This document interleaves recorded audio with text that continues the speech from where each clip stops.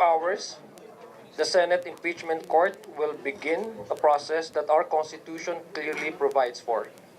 As we have consistently said, this is not about personalities or politics. This is about allowing our institutions to do their work. Our simple appeal is this: let the trial begin. Let the evidence be presented, and let both sides be heard. The Filipino people deserve nothing less than a fair, orderly, and transparent process. No one should fear the truth. The proper venue to test the facts is the impeachment court, not the court of public opinion. Today is not about declarations or conclusions. Today is about taking the first constitutional step toward establishing the truth. Maraming salamat po, and we are ready to answer your questions after my co-spokes will also give you their opening statements.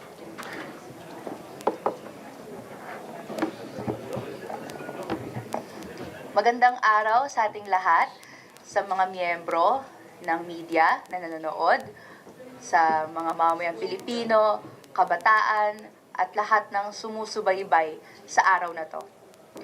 In just a few hours, the Senate Impeachment Court will begin hearing a case that is significant not only for our institutions, but also for the future of our democracy. To our fellow young Filipinos, this is our history. This is our moment to pay attention, to ask questions, verify facts, witness how the Constitution works, and participate in the processes. Democracy is strongest when citizens are informed and engaged. The impeachment trial is a constitutional process. It is not a spectacle to cheer for or against. It is an opportunity to see accountability, due process, and the rule of law in action. Sa mga kababayan natin, tinik sa lalamunan natin ang halos 2 taon na pagpoproseso sa kaso ng impeachment ni VP Sara. Gutom na tayo sa pananagutan. Hilom sa kumakalam na sikmura natin ang sama-samang pag-alam natin ng katotohanan. Kaya dapat nating baybayin ang ebidensya para masagot ang mga matagal na nating tanong ng taong bayan. The public deserves to hear the evidence. Karapatan ng taong bayan na marinig ang ebidensya at maintindihan ang mangyayari.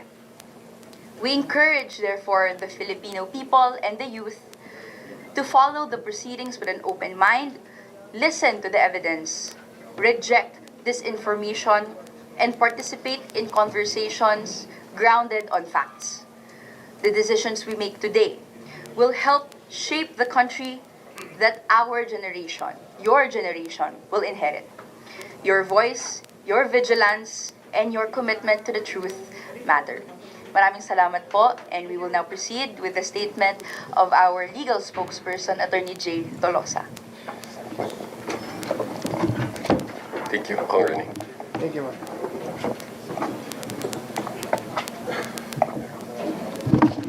morning, everyone. So, today, the Senate Impeachment Court formally begins the trial of Vice President Sara Zimmerman Duterte. As prosecutors, we will approach these proceedings with respect for the Constitution, the Senate sitting as an impeachment court, and the rule of law.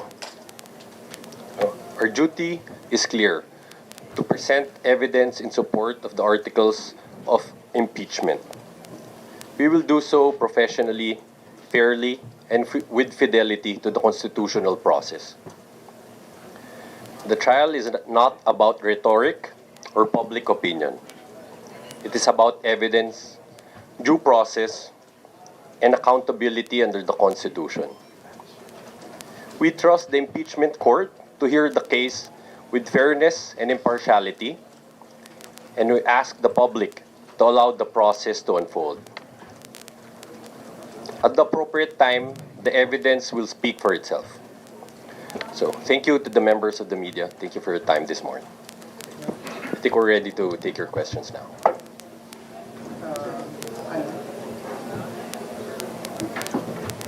morning po. I'm Soberano po, ang Bombo Radio Police. Sir, just a reaction lang sa prosecution sa naging pahayag po ni President Marcos na mas mainam kung personal na haharap si Vice President Sara Duterte sa impeachment court.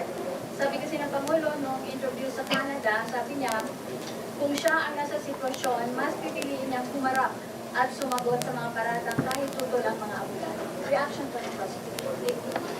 Take it. Yeah, thank you. No.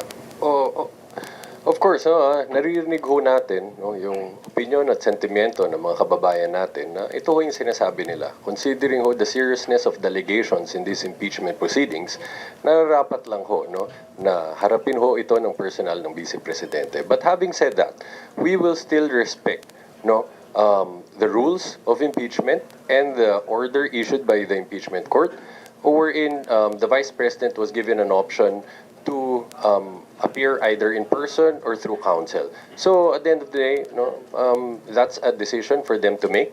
But still, we understand that sentiment. That sentiment is the sentiment of the entire country, or most of our countrymen. Na everyone's demanding that the Vice President will face this in person. Well, actually, that's a sentiment not only by the president but actually shared by all of us, no?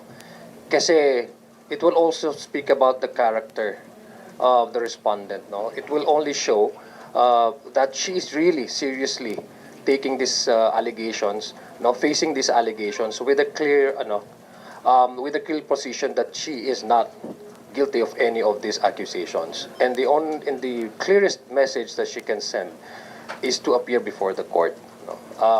Klaro po yan, matagal na po nating sinasabi. And that would also reinforces her previous statements that she will answer in the proper forum, that she's actually welcoming the allegation in at the proper forum, and this is now the proper forum. Kung tatandaan po natin, siya mismo po ang dinescribe niya sa itong proseso na to. Pag dumating at humantong sa impeachment court o sa Senado, ay ang sabi niya, ready na po sila for bloodbath.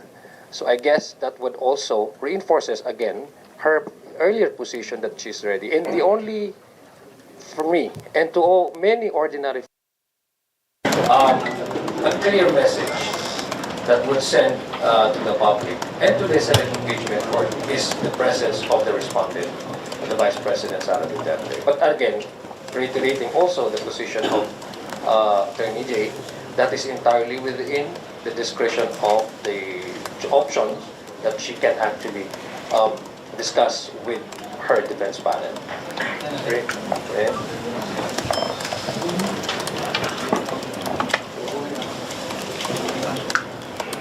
Matagal nang hinihintay ng mamamayan yung proseso na ito. So matagal na rin hinihintay ng mamamayan ang sagot ni VP Sara sa mga tanong tungkol sa articles of impeachment. So we are expecting VP Sara to provide her defense, and it is the preference of this representation na makita personally yung defense na iyon. Of course, again, we are respecting their preferences and the options provided by the court. Pero sa bahagi ng mamamayan na naghihintay, they deserve an answer from the VP President herself. Pasensya na kayo Sharing is loving. Just so that there's no confusion about this matter. Again, while we respect that the decision ultimately belongs to her, no? But we fully understand where that sentiment is coming from, no? Because it would show respect for the Constitution, respect to the impeachment court, and ultimately respect to the Filipino people for demanding answers, demanding clarity, considering the seriousness and gravity of the allegations here. Again, let's remember, we're talking about billions of pesos in transactions, hundreds of millions in confidential funds. Sir, follow-up. Sa inyong pananaw, may epekto po ba ang ganitong pahayag ng Pangulo sa integridad o independence ng impeachment proceedings? Well, I think the president is very clear on that on respecting the mandate and the separation of each of the three branches of government. He was actually making this statement as a means of of being a Filipino, not so much on being the president, which I believe all of us share. Matagal na natin itong pinag-uusapan at matagal na rin pong sinasabi ng depensa na handa na po sila sagutin itong mga aligasyon na ito at ito na po yung nararapat na plataforma o ito po yung sa kanila ay yung proper forum. Inaasahan po natin, inaasahan po natin na yung kanilang mga naging statement ng mga nakaraang buwan ay mapapatunayan po nila sa pamamagitan ng ang respondent ay dadalo sa kanyang trial. Hindi trial niya po ito This is her trial. So the Filipino people expects that she would actually, again, appear before the court to send the message that she is ready and she is not hiding and she is actually facing with seriousness all these charges and she will ultimately prove her innocence before not just the impeachment court but before the Filipino people. So yun po yung panawagan, hindi lang po ang presidente. Ang presidente po ay pagsabi niya ay bilang isang Pilipino at naniniwala po sa proseso at sa integridad ng institution. Kasama rin po ito ang impeachment trial na ito.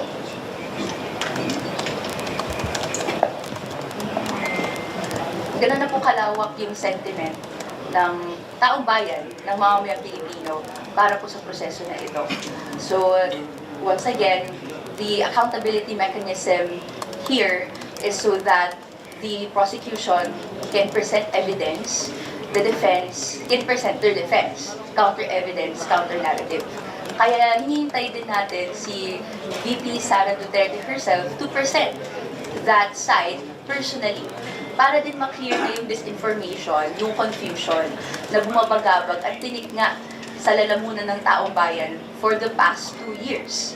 Kung hindi natin naririnig from VP Sara herself, yung answer na to or yung sentiment na to, these confusions will prevail. So, I hope that today is the day, it's the start of the process where we begin to see the truth, to see the accountability processes at work. This is the short part about that also.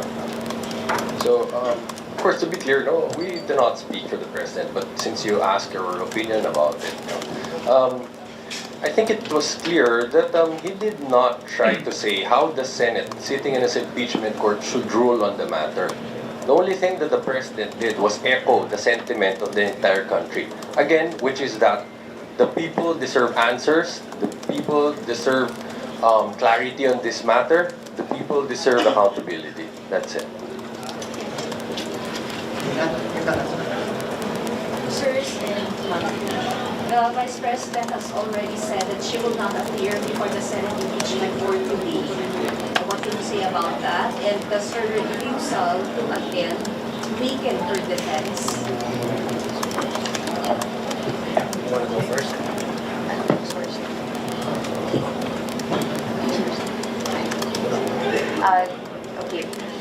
comment on the opened, shared sentiment from VP Sara Duterte.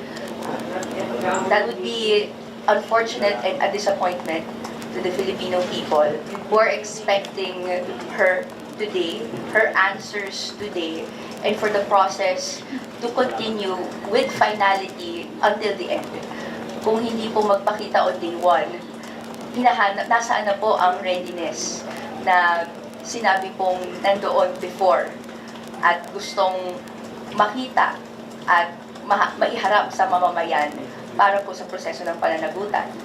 So, she can have her strategy, her legal team can have that strategy, but at the end of the day, this impeachment process is both a legal and political process that we want the people to participate in. And makita natin yung greatest participation of the people, kung pati yung public officials na nakasalang ay fully participative din.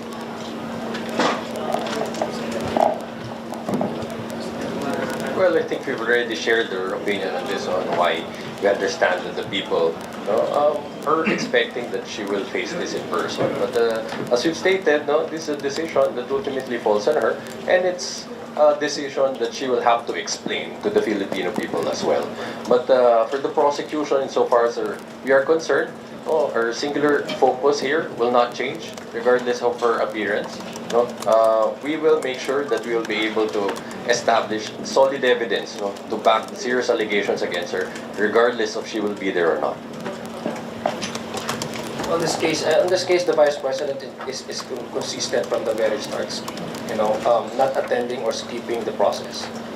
From the budget hearing up to the confirmation hearings, up to the point where she said na ready na sila, ready na siya, nasagutin ng mga allegation. I think the Vice President is consistent on this, not attending, and hindi siya tugma doon sa mga nasasabi niya. Again, ito ay option naman para sa kanya, pero ito will send a clear message to the Filipino people na matagal na nilang gustong makita ang Vice President taking this head on,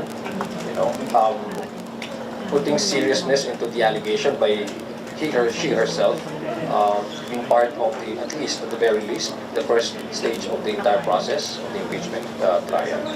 So, yung hindi po niya pagpunta, that's a personal decision, but the people will have a different observation altogether.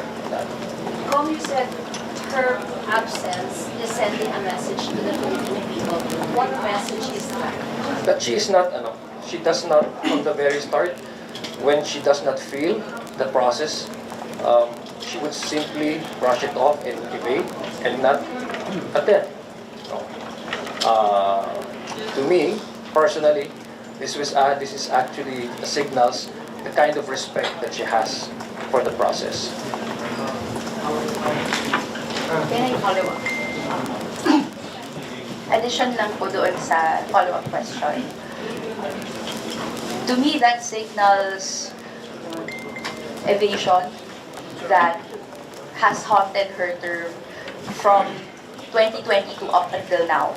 She evaded answering nasa na yung confidential and intelligence funds. She evaded providing the required documentation. And now, noong lumaki na ang yung issue, hanggat nandito na sa impeachment court, may evasion pa rin. I hope that there will be chances still for VP Sara to show up, not only today, but on the different days of the impeachment hearing dates. So inaasahan pa rin naman ng mamamayan na at one time ay iparamdam yung sagot tungkol sa mga matagal ng tanong natin. Okay po. How are you going to lead the call of the Senate President to shorten the trial dates? Kung maaari ay bawasan po yung number of days. Siya na kayo kasama sa trabaho. We heard the statement of the Senate President about this yesterday. And of course, we will try to conclude the presentation of evidence in an expeditious manner.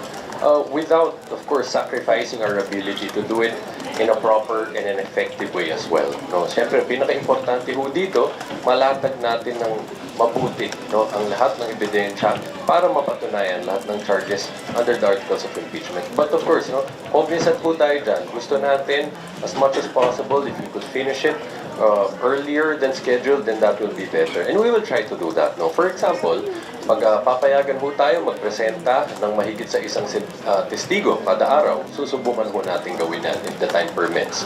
No? For example, meron din ho mga testigo na tinatawag na authenticating witnesses ng magiging purpose nila is to authenticate some documents, video footage, no?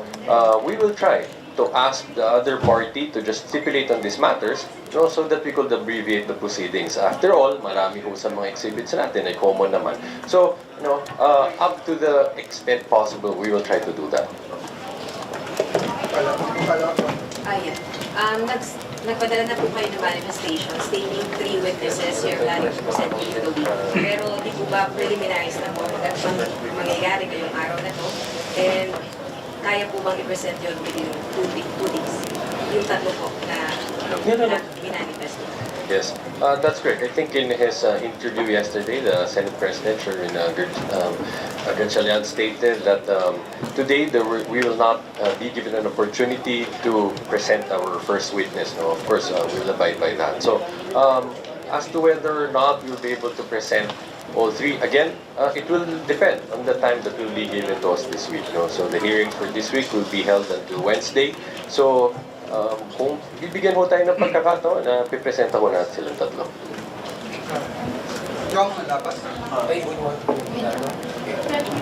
Ano lang po, isang tanong lang. Kung sakasakali po, no, na magbitaw sa pwesto si Vice President Sara bago lumali kung usapin sa impeachment trial, hindi po ba masasayang ang pinaghirapan ng impeachment ng prosecutor? Kung sakasakali, pag ganun nangyari, pwede pa rin siya tumakbo sa pagka-presidente at manalo na ka-presidente. Well, hindi naman ho nasasayang dahil unang-una pananagutan po pinag-uusapan natin dito. Never po naging sayang ang effort na ang nagdirekta naman dito ay ang ating konstitusyon. Ito, klaro po itong proseso na ito. Ang proseso po natin dito ay yung accountability mechanism na sinasabi po natin, sinasabi ng Constitution.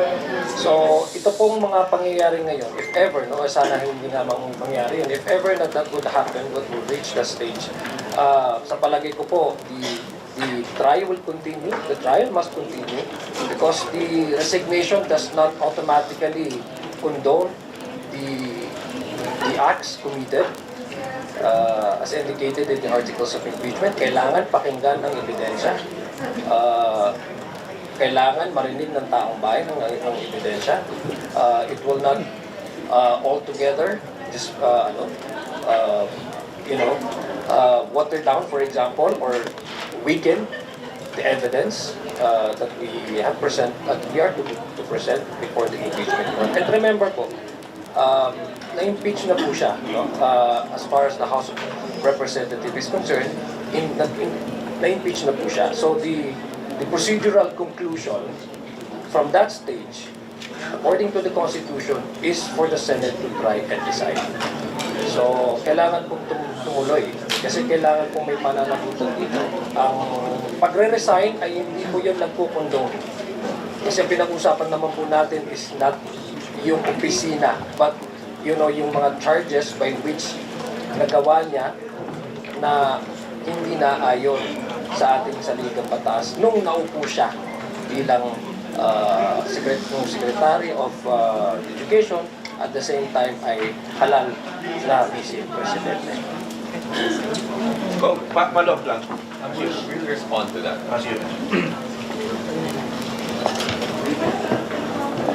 I would second what Kong Zia said. Wala pong sayang sa proseso ng pananagutan.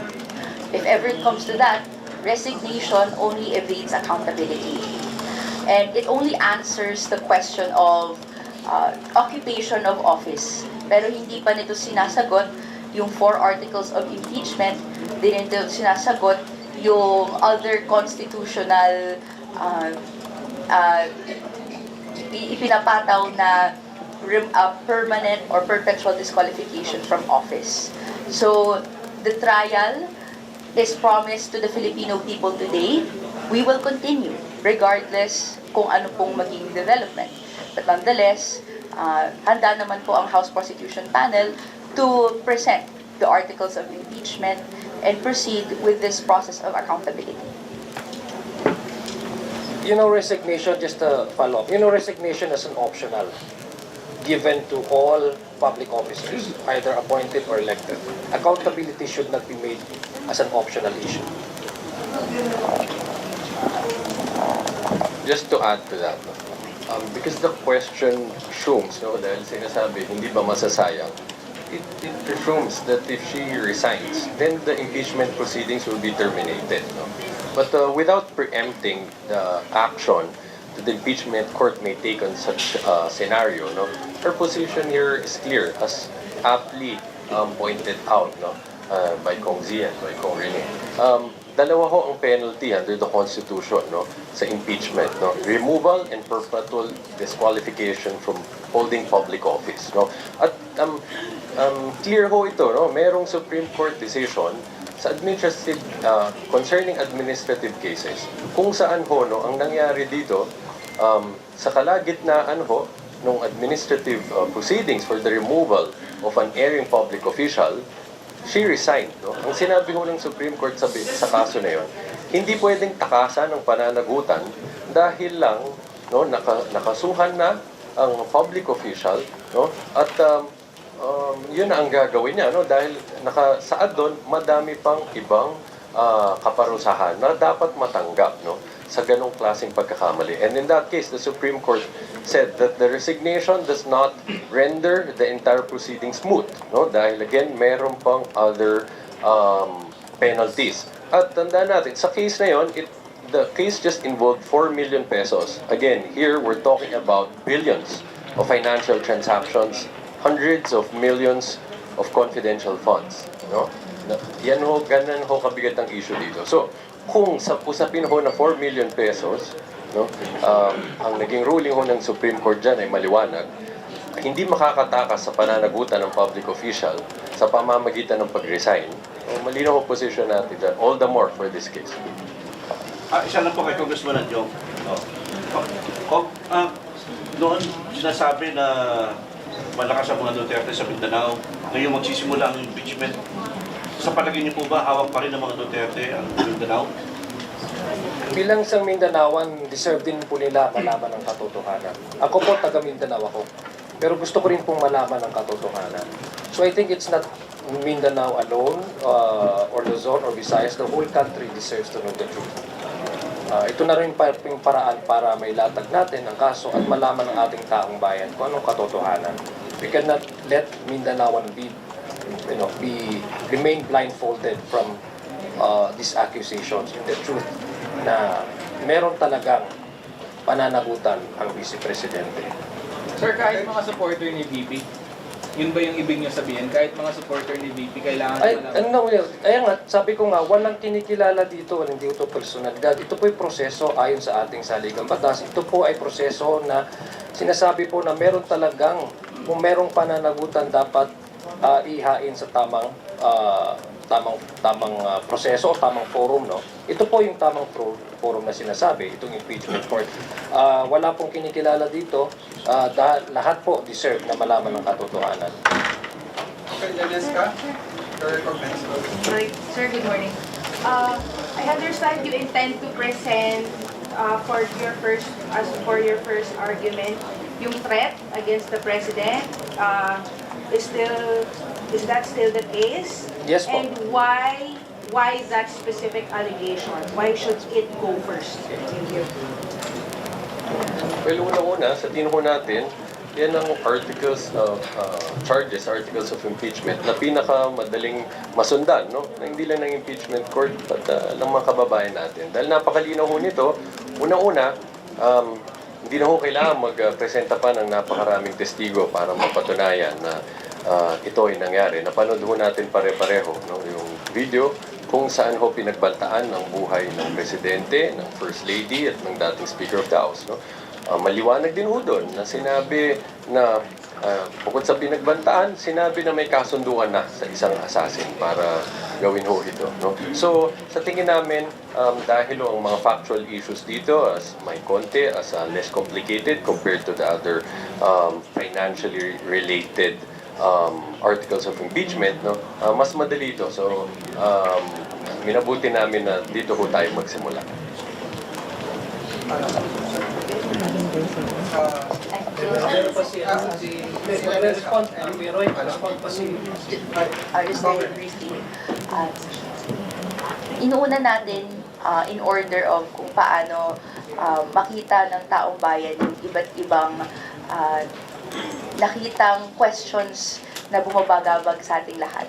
So, the press conference about the threats, natunghayan po ito lahat ng mamamayan.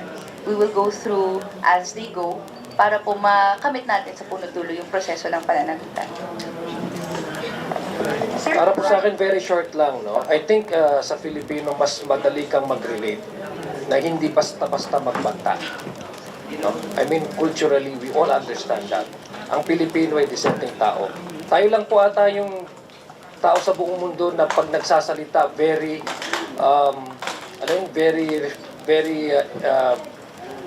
kumbaga very evident yung ating respect, no? May po at may ho tayo, no? I mean, culturally, it would be more, it's safe to say that we are, no? We value decency in whatever we do, no? So how much more for someone who enjoys certain following, who enjoys a certain authority and mandate. So, mas klaro po yun, ma-identify ng ating Pilipino. Pinag-usapan po natin is she fitting to continue on as Vice President. Now, based on behavior and her propensity to say things that undermines the rule of law, the principle that no one should take justice into their own hands, ay klaro po yun sa ating mga Pilipino. Kung ang Article 4 ang ating unang-unang pag-uusapan and the Filipino people can identify easily kung ano yung hindi pwede at ano ang pwede at ano yung in-expect natin sa mga halal na kandidat, mga halal na leader at ano yung mga in-expect natin na hindi nila din sinasabi o ginagawa. Sir, factor po ba kasi dun sa threat na yun, siya po kasi yung magiging beneficiary as the Vice President? I think very klaro po yun. No? It does not take one to be a rocket scientist to know that if the sitting president is out of the picture, automatically the sitting vice president shall assume the office. Which in this case, the one making all these grave threats, these threats, is the direct, she would stand to benefit if ever the president will be out of the picture. Follow up then. Para po sa akin, kahit sino man yung kinontrata na assassinate or whoever at sino man yung subject nito, ayaw natin ng ganun. Ayaw natin marinig sa isang public official na binabalak niya yun at may kinausap para mangyari yun. This is about going against the culture of impunity na nandito sa Pilipinas. At sa punot dulo nito, gusto natin na to make an example to the people that hindi po okay na mangontrata at sino man yung subject ng kontrata na yan. Hi, Sir Rafi Ali for the Chair. Sa paglabas ng arrest warrant, Senator Rodolfo Marcoleta, how do you see the proceedings move forward? Kasi apparently parang nabuwasan na naman ang supporters ng Vice President sa That's, well, unang-una, tandaan po natin the case actually happened even before the impeachment, the official transmission of the articles of impeachment to the Senate from the House of Representatives. Mas nauna po ito, it predated actually this process, the entire process. Sa amin po, that's entire different legal proceedings that involves one sitting senator. So kung wala ho akong makita na anything that would further delay the impeachment process because again, ang sinasabi po natin dito ay ang basihan ay yung directive no, ng ating Constitution na magpatuloy itong impeachment trial na ito. So again, these are two separate legal processes na hindi siya connected whatsoever. Yun po yung sa amin pong panig, ang amin pong pinofocus is yung paano ipapresenta ang kaso ng House Prosecution Team at ilalatag yun ni Tama ho, no? As correctly stated, yung acts which are the subject of this plunder case all happened way before this issue of impeachment came about. So, hindi namin nakikita yung connection nito dun sa impeachment. And hindi na namin nakikita kung paano ko ito maging dahilan para makaantala ko dun sa proceedings. Again, respect to the composition, whether or not they could appear or not, this is something that's out of our hands. This is a matter that falls under the exclusive discretion of the Senate sitting as an impeachment court. So, kami ho, hindi magbabago kung regardless of the composition of the Senate sitting as an impeachment court, our mandate remains the same, which is to present evidence in accordance with the rules in the Constitution to support the articles of impeachment.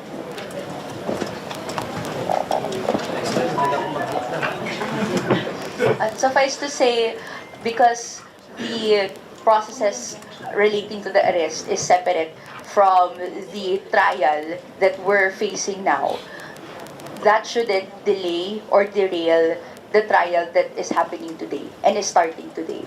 So, para sa atin, ang mahalaga ngayong araw, masimulan at syempre, maipresenta ang ebidensya, mga witnesses, as the trial and the process goes on. I'm next na po, Eden Santos.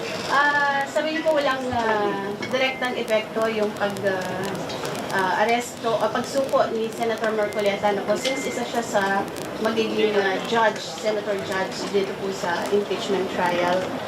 Doon po sa aspetong threshold nung convict or to ano po si BP Sara, pwede pong doon magkaroon ng effect yung kanyang pagsuko. Let me address that first. Since that is an issue that will probably arise in the impeachment proceedings, it will affect the merits of the case. As you understand, we cannot discuss our position now. But when the impeachment court finds it appropriate to tackle it, we're ready to advance our legal argument on it. But at this time, what we could tell you is that we're not engaging in vote counting.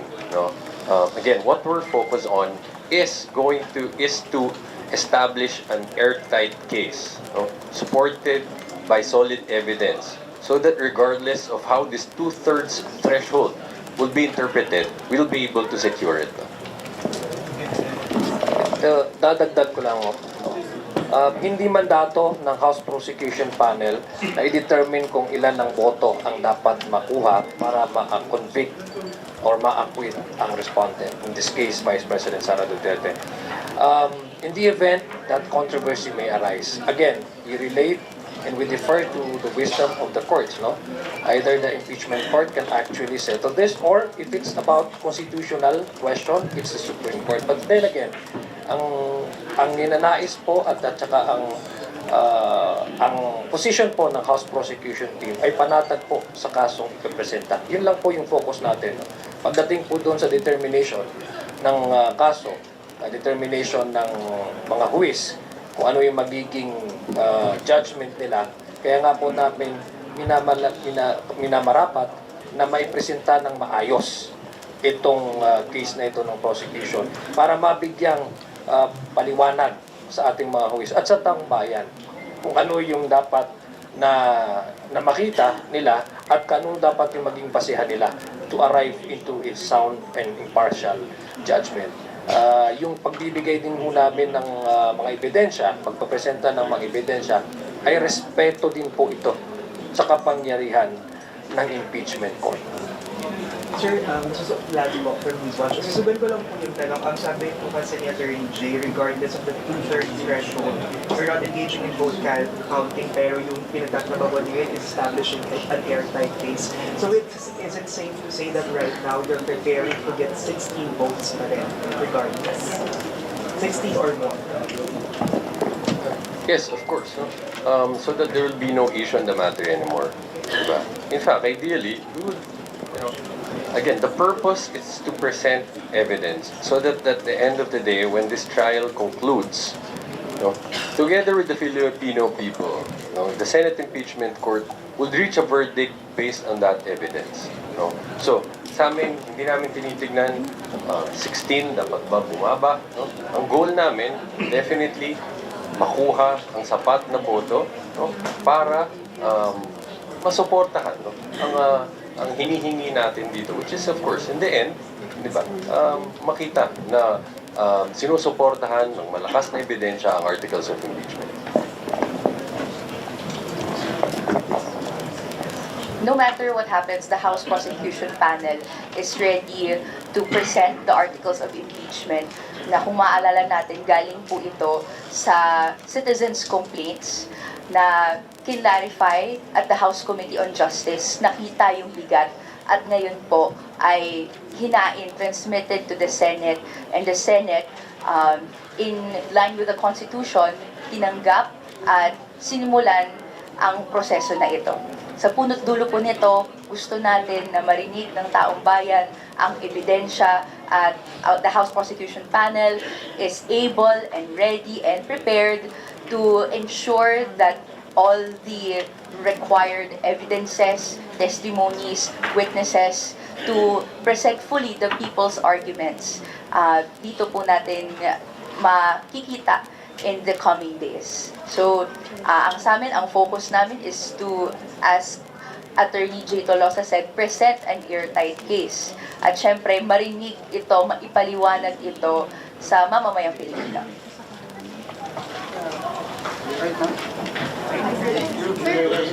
Sir, good afternoon. Sir, good morning. Katrina Domingo from ABS-CBN News. How concerning is it for the prosecution panel that there are 3 senator judges who are already automatically absent from the proceedings? Will that be considered as an acquittal? Do you have a slimmer leeway for you to get more conviction votes from a slimmer chamber? Well, again, we don't actually, again, as what Attorney J earlier explained, we don't bother ourselves with the number of the senators, the sitting judges, who will be present, who will not be present during the course of the impeachment trial. What is important to us is we can perform the constitutional mandate of the House of Representatives, and that is to support the articles of impeachment by way of presenting corroborative testimonies and documentary evidence. As far as the House Prosecution Panel, what is important is the impeachment. The Senate has already assumed jurisdiction over the articles of impeachment, and we are starting to look at the start. We are starting now to feel the start of this process, which is later nga mag-uumpisa na po yung unang araw ng impeachment trial. Sir, in your reaction to political observations that the prosecution allegedly is no longer gunning for an acquittal, but instead just wants to lay out the evidence, the pieces of evidence against Vice President Sara Duterte, because some political pundits are saying that it is quite impossible for the Senate to get a conviction at this point. Well, let's see how things will develop in the process in the trial. No, but I think that's going to that kind of conclusion is too premature at this point in time. We haven't actually seen the evidence by the prosecution, and we have yet also to see and hear the answers and rebuttals of the defense. No, what is important is now what is important is the House Prosecution Panel from the very start is ready to present the evidence, including the list of potential witnesses, and we would allow the verdict that is exclusively within the right of the Senate, acting as impeachment court, to render that resolution by way of either conviction or acquittal. No, so we, again, our focus here is to allow the process to move forward.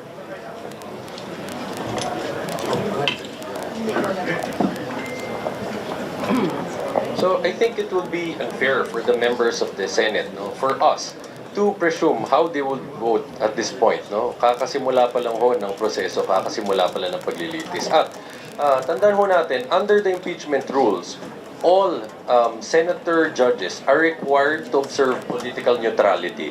This means, no, that they should participate in these proceedings, no, and rule on it based on the evidence, regardless of their political affiliations and preferences, no. And gusto, ang paniniwala namin, they will abide by this obligation. They will comply with this obligation.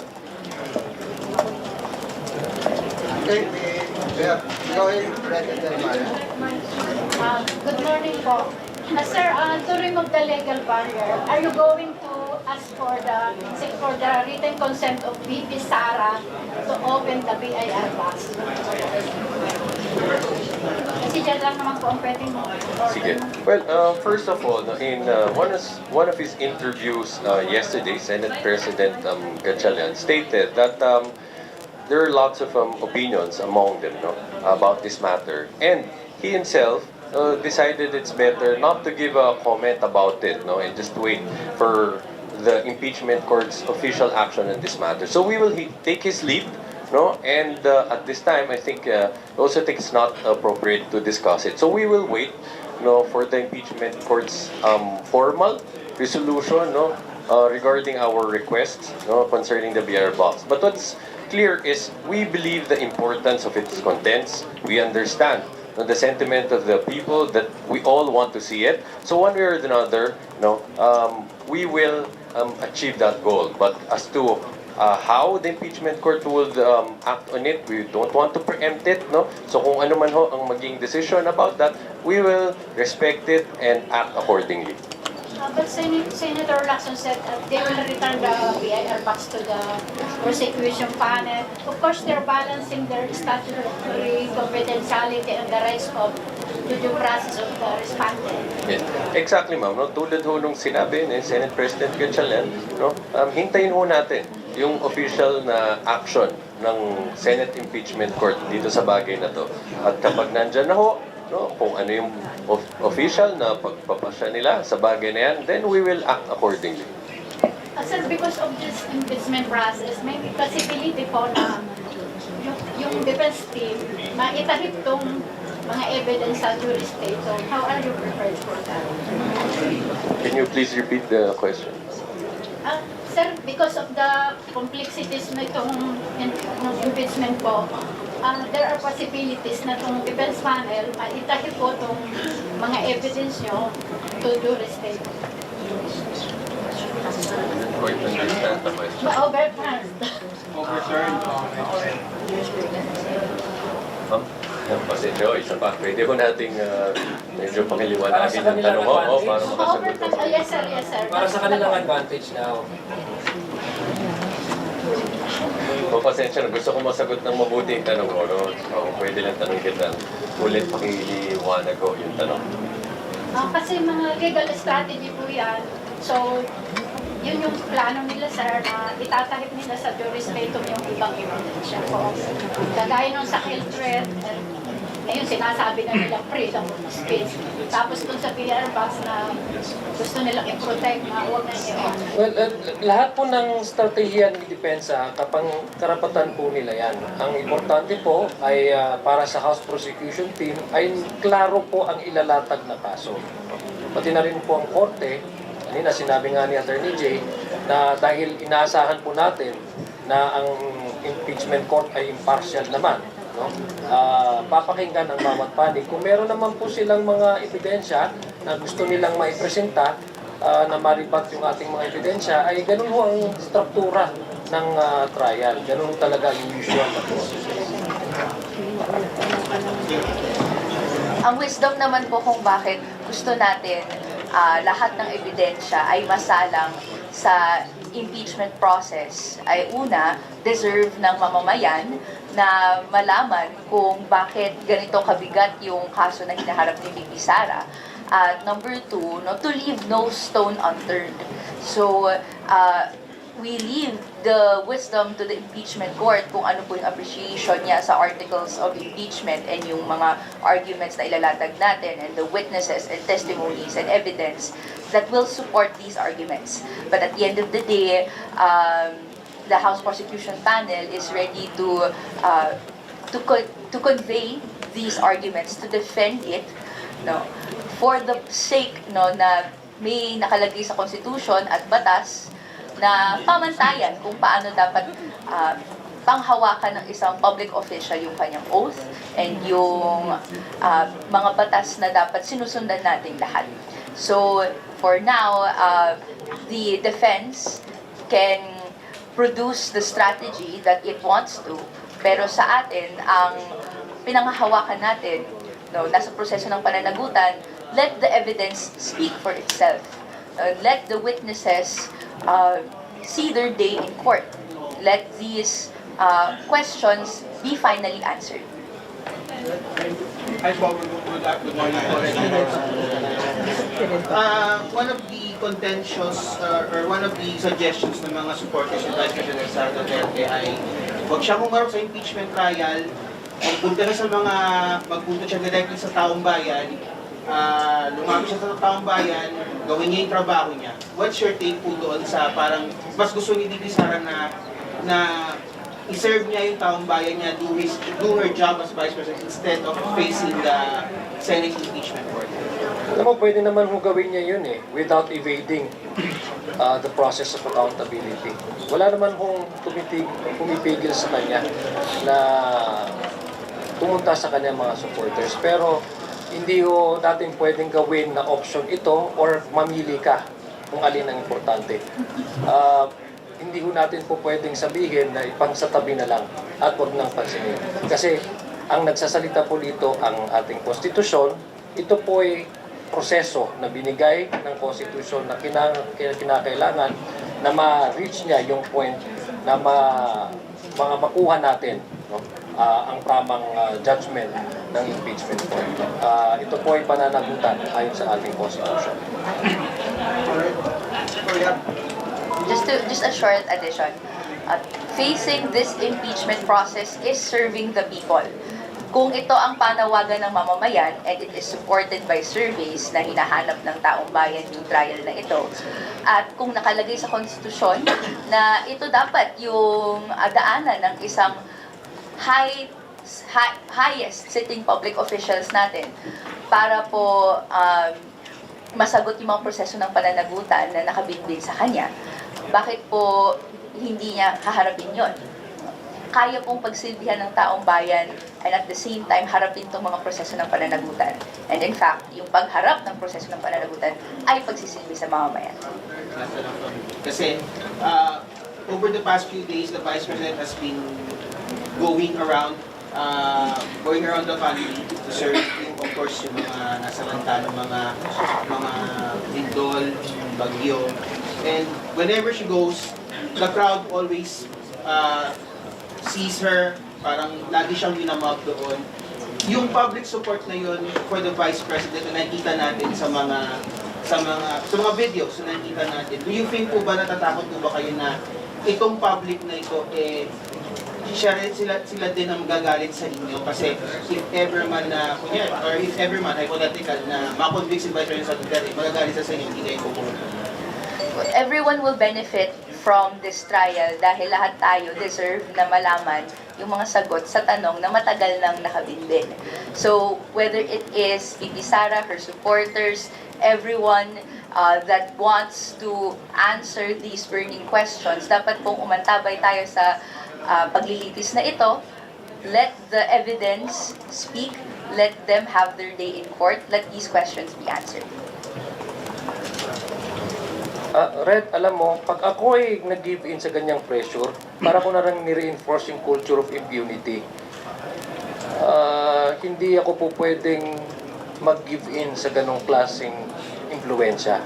Sinasabi natin dito, ang ating konstitusyon, tinatayuan natin.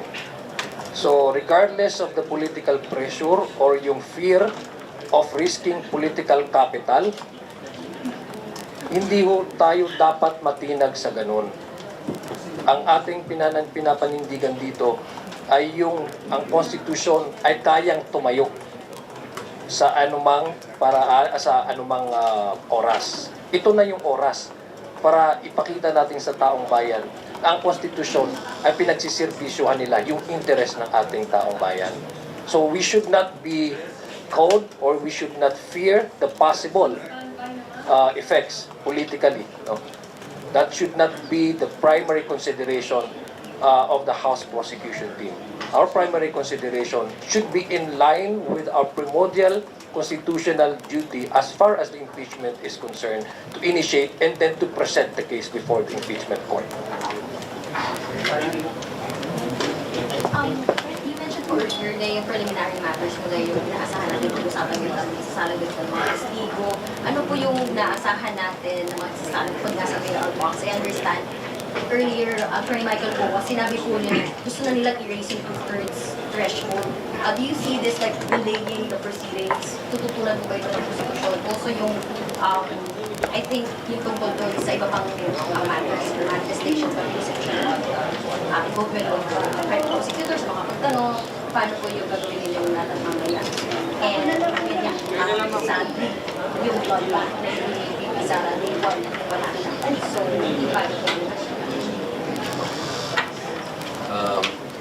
You asked a couple of matters now, so I'm going to try to remember all of them. But let me try to address all of it. So, first about the pending issues that will probably be tackled during the proceedings later. So, there are two pending requests that were not yet resolved in the pre-trial order issued by the court. So, as you mentioned, the first one concerns the BIR box, and the second one is our request to allow a private prosecutor and a public prosecutor to ask witnesses about specific areas of examination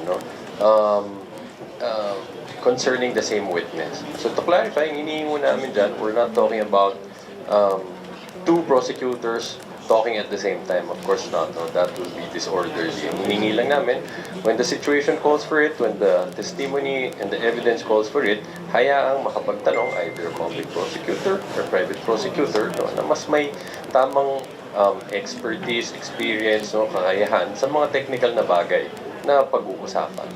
At the end of the day, makakabuti ho to para sa lahat.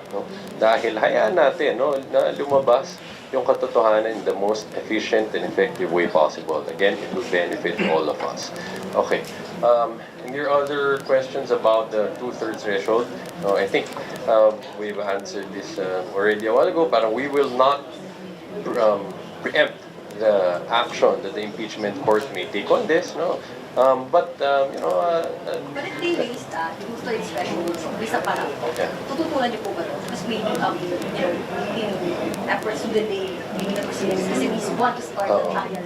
Yeah. So any other efforts to maybe delay or ask the impeachment court to dismiss articles of impeachment? We'll definitely oppose any attempt to try to delay the proceedings. The Constitution is clear. Trial should be held. So, before a verdict could be done, dapat pakinggan muna ang ebidensya, tsaka magpasya. And about 2/3 vote, again, we will leave it to the discretion of the impeachment court when they find it appropriate to do so. But what I could say is, baka we also have to examine if it will be appropriate to discuss it at this time. Baka premature pa ho yan. Wala pa tayo sa punto na magbobotohan na. Again, dapat maglatag muna ng ebidensya. Pagkatapos, dun ho, magpapasya ang impeachment court tungkol sa bagay na ito. Actually, yung hindi dapat ang positioning is that bago pa marinig yung ebidensya ay papatayin na. Diba? I think hindi dapat yun ang klaseng mindset na meron tayo. Kasi unang-una, ang taong bayan gusto na nila na tumuloy ito at gusto nila lang may closure. Ang closure na gusto nila ay parte doon sa paglalago or continuously that the process would continue on. Yun ang gusto nilang closure, yung may kasagutan sila sa mga ibibigay na ipapresenta na kaso. So I think we owe that to the people at the very least, to continue with the trial. Kasi unang-una, hindi nga po pwede ang impeachment, sabi nga ni Attorney Jay, hindi po pwedeng ang ebidensya ang gagawin ay papatayin bago pa man lang ito mapag-usapan. No? Dapat ang ating attitude dyan is dapat allow na natin na marinig ng impeachment court dahil ang respeto na ibibigay ng House Prosecution Panel sa impeachment court ay base doon sa mga ebidensyang nilalatag nito. Dahil this would definitely guide the impeachment court in not only appreciating but have a basis for them to arrive into a fair and impartial judgment.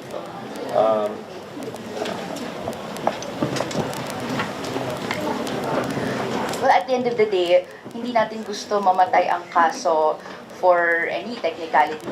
Gusto natin, pagsimula ito, mabaybay yung ebidensya at makita ng tao ang ebidensya bago may desisyon na gawin ang Senate Impeachment Court. Sa pagbaybay po ng ebidensya, hindi pa po papasok dito yung number of senators. So sa atin, we will let the impeachment court decide, no, but at least for this representation, in my personal opinion, kailangan na pong magtuloy-tuloy yung preliminaries para po sa mga succeeding days, makita na ng taong bayan, makita na nating lahat yung ebidensya, yung iba't ibang mga tanong ay sagot sa mga tanong na matagal na nating tinatanong. Parang ang ayaw talaga kasi natin kung yung isang bagay ba na hindi natin masagot, ang unang-una lang natin gagawin is papatayin natin. I have a clarificatory question. Sorry, MJ. Kasi maraming thoughts. Is the prosecution going to ask permission? Although this is a Senate impeachment jurisdiction, sabi nga.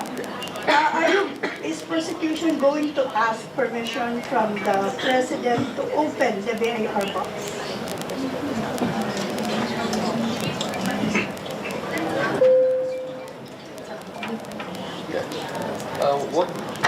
Wag ko nating pangunahan yung issue sa VR box. No? All of these matters are being speculative at this point. No? We respect and take the lead of Senate President Gatchalian. No? Kung siya na mismo, ang sinabi niya nung tinatanong siya sa issue na to ay hindi pa tamang pag-usapan. No? Ang sabi ko niya, hintayin ang magiging official na action ng impeachment court sa bagay na ito. So yan ho ang gagawin namin. And kapag nandyan na ho ang official na action nila, then we will respect it and respond accordingly. No? Thank you. Can you give us a final statement? Okay. Just a final statement. Gusto lang ho namin linawan na sa oras na ito, hindi pa ho namin hinihingi na suportahan o panigan ng ating mga kababayan ang prosecution. No? Ang hinihingi ho namin, ang pinapakiusap namin sa mga kababayan natin, siguraduhin ho natin pare-pareho na patuloy na gumulong ang prosesong ito. No? At hinihingo namin pare-pareho ho nating pakinggan at suriin ng mabuti ang ebidensya na ilalapag ng magkabilang panig. No? So, pinapakiusap namin, isang tabi ho muna natin ang mga personal na opinion natin. No? At ibigay ho natin ang opinion at ang decision natin sa bagay na to pag natapos na ang paglalatag ng ebidensya. At kapag tapos na ho yun, dun ho tayo bumuo ng ating pagpapasya nakabase sa ebidensya, no? At sundan ang konstitusyon at mahigit sa lahat, paglaban natin pare-pareho yung katotohanan. Thank you. A final word din as well, to reiterate yung minention natin kanina, everyone will benefit from this process of accountability. Lahat po tayo may ganansya at benepisyo sa pagsimula at pagtapos ng proseso ng pananagutan na impeachment hinaharap natin ngayon. Whether it be VP Sara as her means to share her defense, to clear her name, whether it is the people, kung gusto natin malaman at paano natin malalaman kung saan napunta yung pera na tinatanong natin na pass through the Office of the Vice President and the Department of Education, lahat po tayo gusto natin umambag sa proseso ng pananagutan. So sana po sa ating mga estudyante, sa mga manggagawa, sa mga pamilya, mamayang 2 p.m. ay antabayanan natin yung trial, whether it is through your streaming parties, through your phone, through your television screen, at syempre, magsalita tayo tungkol sa proseso. Maiksi lang po idadagdag ko sa mga nasabi po ng aking kapwa spokesperson. Hayaan po natin ang taong bayan na madinig, makita ang kaso o ang mga ebidensya na ilalatag po ng House Prosecution Team. Ang aming pong panata sa inyo, ito pong impeachment trial ay ilalatag po natin dito ang katotohanan at buong katotohanan lamang dahil naniniwala po kami na ang konstitusyon natin ay ginawa, sinulat para pagserbisyohan ang sambayan ng Pilipino. So again, hinihikayat po namin ang ating mga kababayan na makilahok at susuriin din itong magiging paglilitis sa pangalawang Pangulo, Sara Zimmerman Duterte. Magandang umaga po sa ating lahat at marami pong salamat sa inyong pagdalo itong press conference. Wassalamualaikum warahmatullahi wabarakatuh. Salamat po.